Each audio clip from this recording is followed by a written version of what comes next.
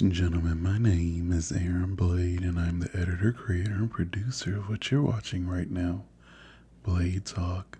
If you are new here, welcome, and you found this presentation helpful, informative, do me a huge favor and hit that like button. Do me an even greater favor and subscribe to my channel. I always appreciate all the support that I am given. So today's presentation is going to be a question and answer session. I think it's a great way for you all to get to know me and get an idea of who you are as well. So if you're interested, stick around. Let's hit that intro and let's begin.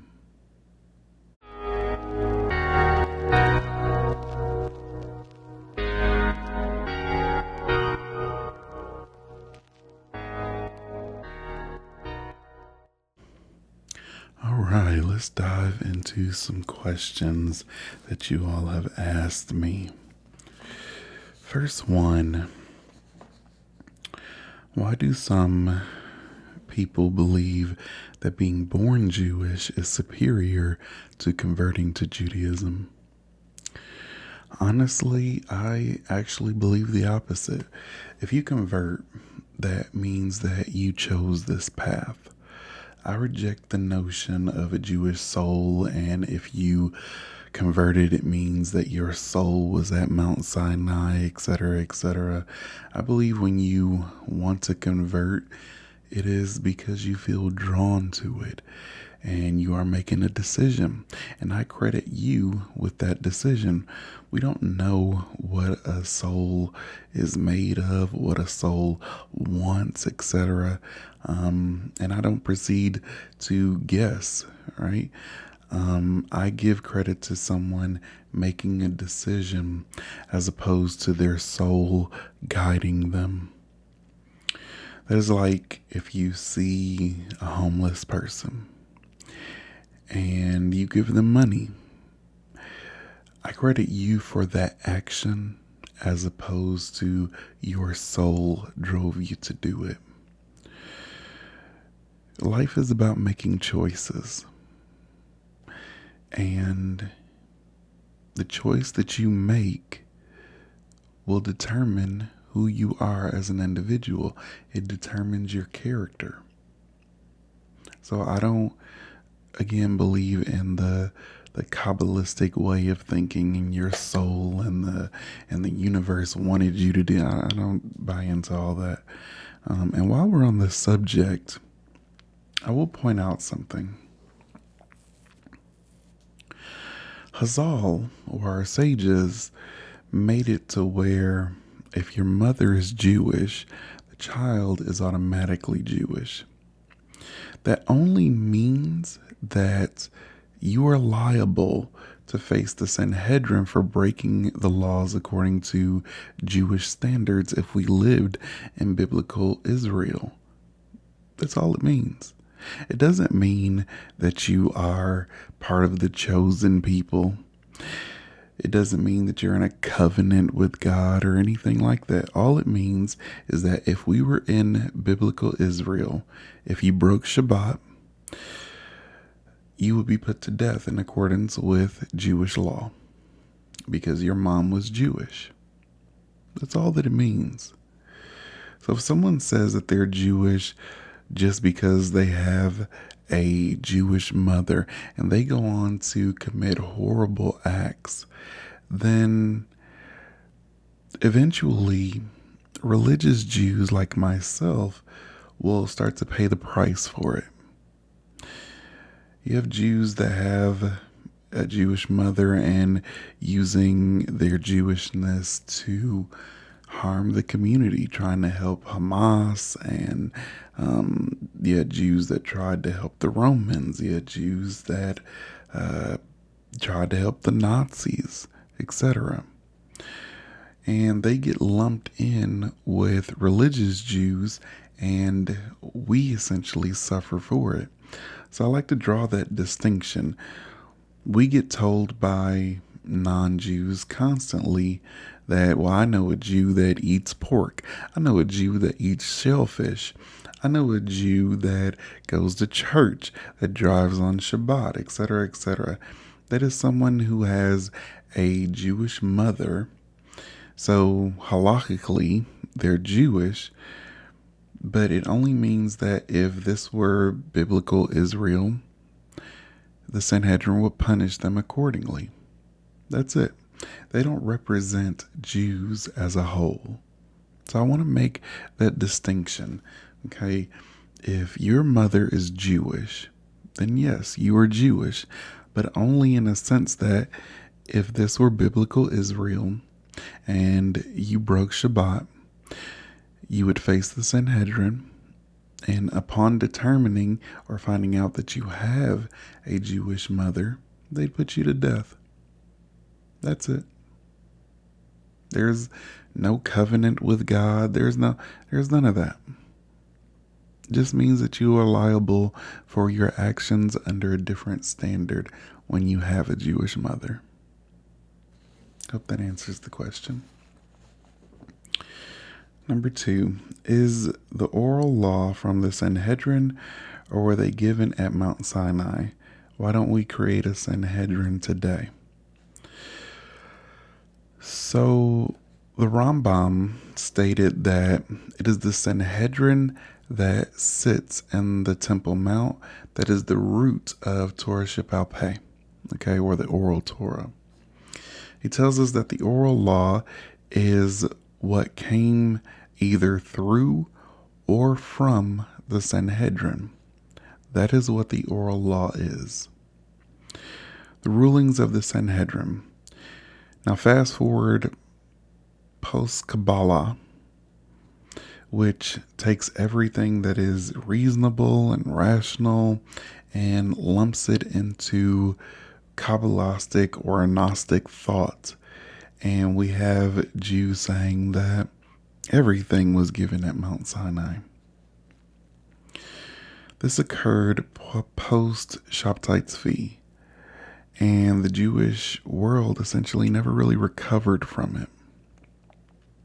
This is why we have Karaite Jews, we have some Christians, we have some Muslims, all claiming that we worship the Talmud and the rabbis because some fail to make this distinction. And I take Rabbi Asher's stance on this. This has happened a lot in Orthodox Judaism. If a rabbi states something in Orthodoxy, they attribute it to a teaching that was given at Mount Sinai in order to give it more validity.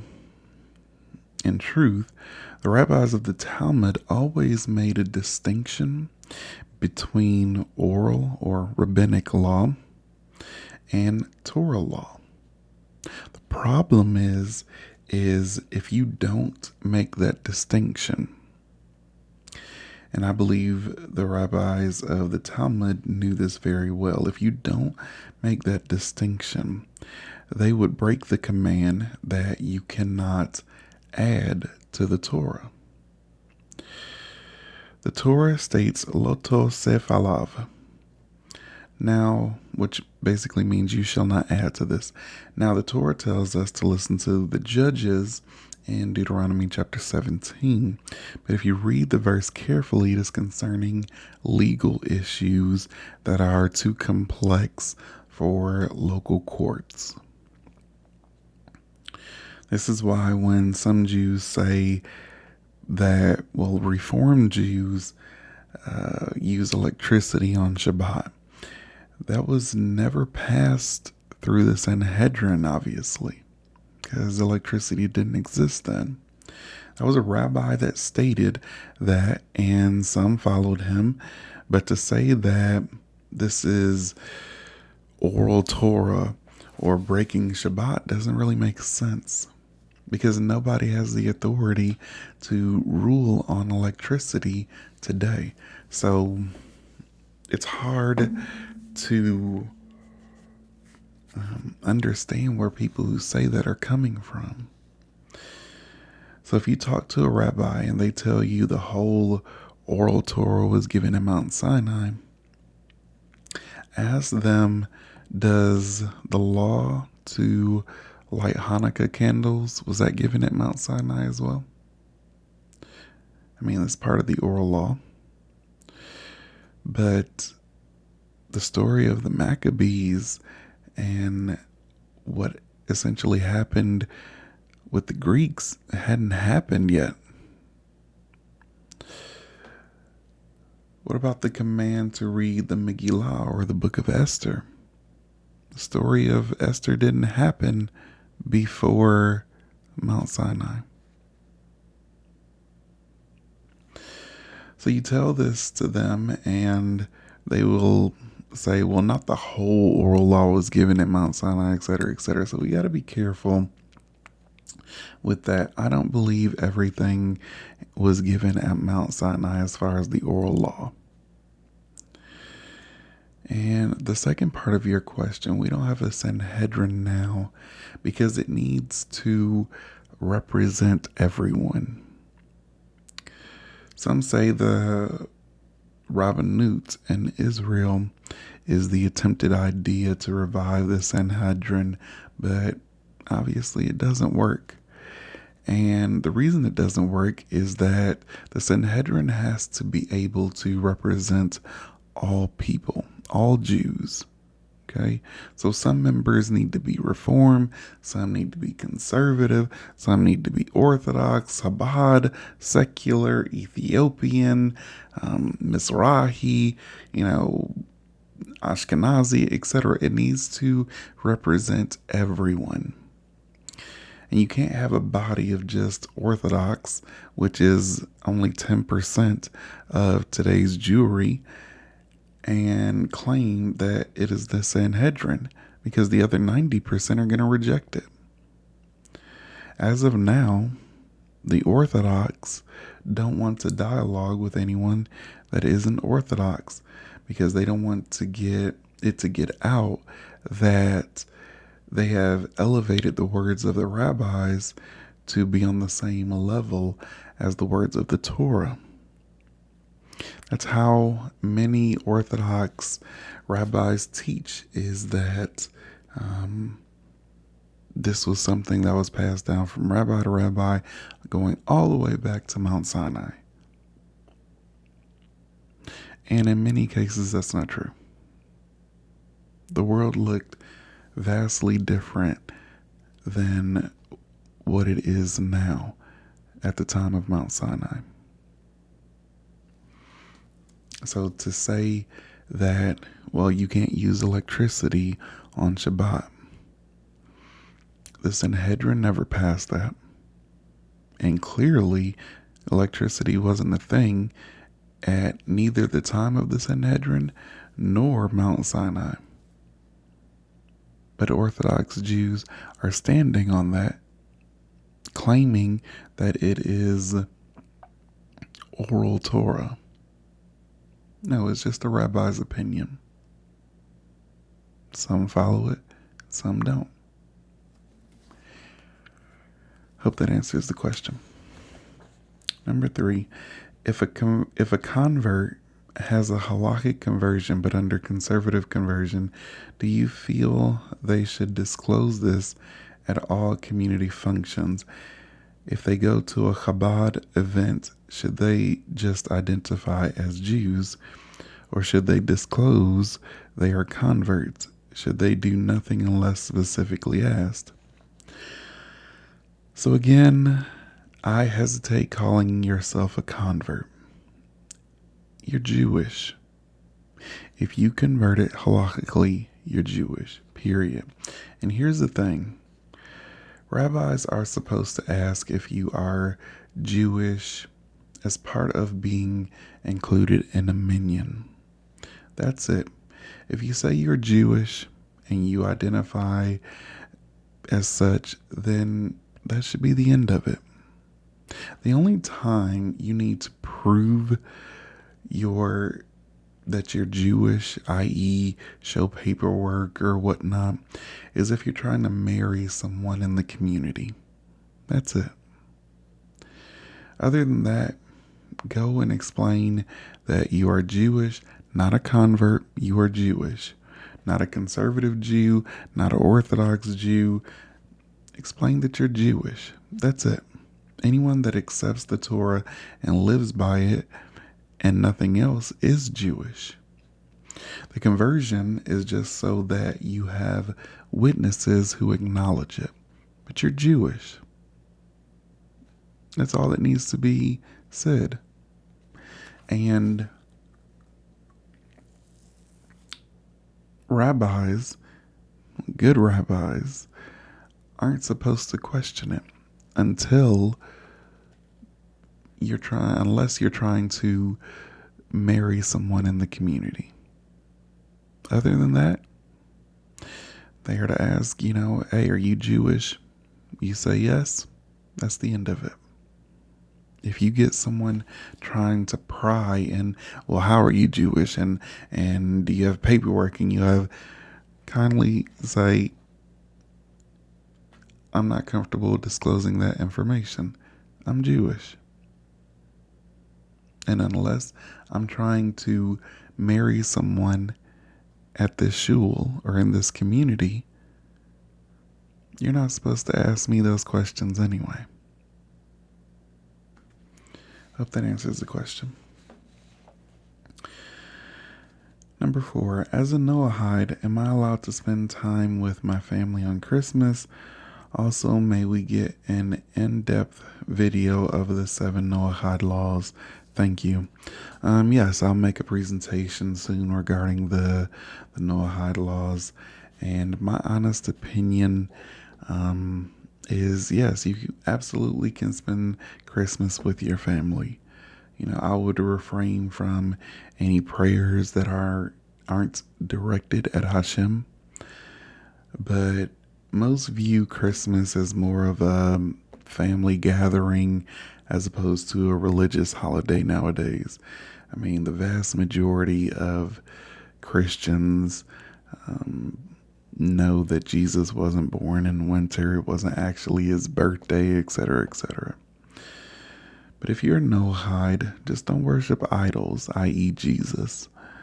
I feel you can still go to church, attend weddings, celebrate holidays, as long as you're not praying to or worshiping idols. Now, it comes with a huge caveat, and that is you may feel uncomfortable doing so. Once you know something, you can't unknow it. When you have accepted Hashem fully, going to church or indulging in certain activities may make you feel uncomfortable because something inside you, tells you that you shouldn't be there. Now, you can choose to ignore it to make others happy, or you can make a stand that you aren't going to do anything that makes you uncomfortable. That is the decision that essentially you'll have to make. Being Jewish is standing with Hashem and having the world against you rather than standing with the world and disappointing Hashem. I've always stated that the greatest version of you is not the I can do anything version of you, I can please everyone version of you. That's not the greatest version of you. The greatest version of you is the disciplined version of you. The version of you that has parameters and boundaries, and to understand that your strength comes from those boundaries, those perimeters. When you're wise enough and mature enough to say that, no, I don't go there with these people. I don't agree with how they live. I don't agree with what they believe in, etc., etc. I'm going to stay right here. That is the best version of you, the disciplined version of you. So be sure to set your boundaries.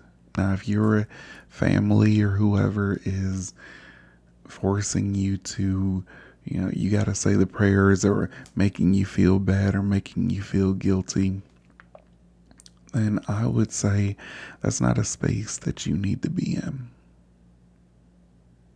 Don't be in an environment where you have to give up who you are.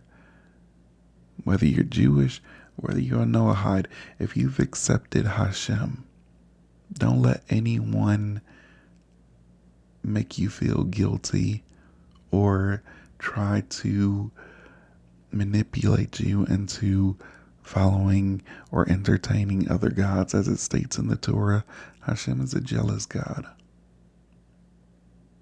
And accepting him means that you're accepting a covenant with him. Whether you're Jewish, the Torah is the covenant, or you're a Noahide, the Noahide laws is the covenant. But the point is that they both are a covenant with God. You're in a relationship with God. You're in a marriage with God. So why entertain others? So technically, as a Noahide, yes, you can go to weddings, celebrate Christmas and with your family, etc. But pay attention to the voice inside you that may say, I'm not supposed to be here. This isn't where I belong. So that you don't get manipulated into drifting away from Hashem, or get guilt tripped into drifting away from Hashem. Hope that answers the question. Last one. What do you think is the best advice that you have given your daughter? So, I received the best advice once when I was in college, and I took my daughter to her favorite restaurant, and I passed that same advice on to her. And I told her that there are 4 things you need to know before going out into the world. Remember these things and you'll be the best person that you can possibly be. But first, I want you to look at this pencil. Okay? Now, we know that for it to become useful, time and time again, it needs to be sharpened. Well, if this pencil could feel, you can imagine how painful that would be. But that's what it takes for this pencil to become useful. Life is much of the same. Painful experiences and challenging time come to us all. But it is through these opportunities that we build character and we grow. Second is to keep in mind that there are very few mistakes in life that we won't be able to correct along the way, just like this eraser. We learn from our mistakes. They aren't really mistakes. They are lessons we can use to do better the next time around. Third, to cite this pencil, every place where you are used, so to speak, you leave your mark. You are writing your own story. Think of stumbling blocks as stepping stones and never stop writing. Fourth, always remember the most important part of you is what's inside. That is the best advice that I was given and the best advice that I gave to my daughter. Hope that answers the question. There were some others, such as, as Jews, what holidays do you choose to celebrate and choose not to celebrate? And I would say secular holidays that involve being part of the country that you're living in, such as Independence Day, when you have Thanksgiving, right? I think holidays like that are just fine. Labor Day, Memorial Day. But I would stay away from religious holidays. Again, you don't want to flirt with other gods. And most do it just to appease someone else, family members. I don't want to let my family down by not showing up for Christmas, or it really means a lot to someone if I attend church with them, etc., etc. And again, if you choose Hashem fully. Don't choose Hashem with the notion of, well, God will forgive me. He's a loving God. In the end, God will judge you based on your actions. And if you're doing things just to appease others, and you push God to the side in order to do it, then how does that make sense? How do you justify that?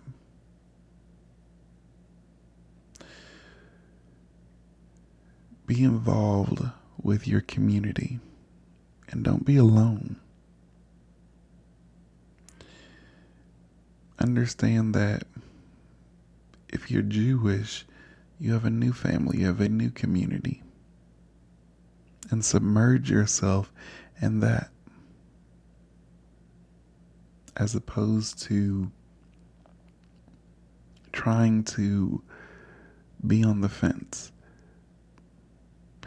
You got one foot in the Jewish community, you have the other in the Christian or the Muslim or whatever community. Pick a side. When Moshe Rabbeinu came down from the mountain and he seen that Jews were worshiping a golden calf, entertaining the golden calf, he asked a very simple question. And he made a powerful statement. And that statement was, whoever is for me and for God, come stand with me. And whoever is on the fence or entertaining the golden calf, etc., you stand over there. And Moshe Rabbeinu ordered that those that were on the fence and were worshiping the golden calf be killed.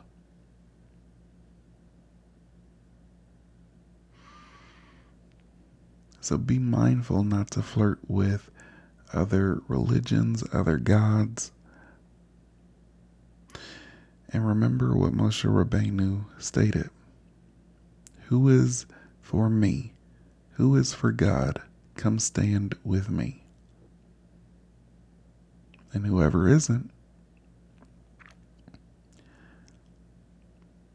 go stand over there. You cannot have it all. That is a myth.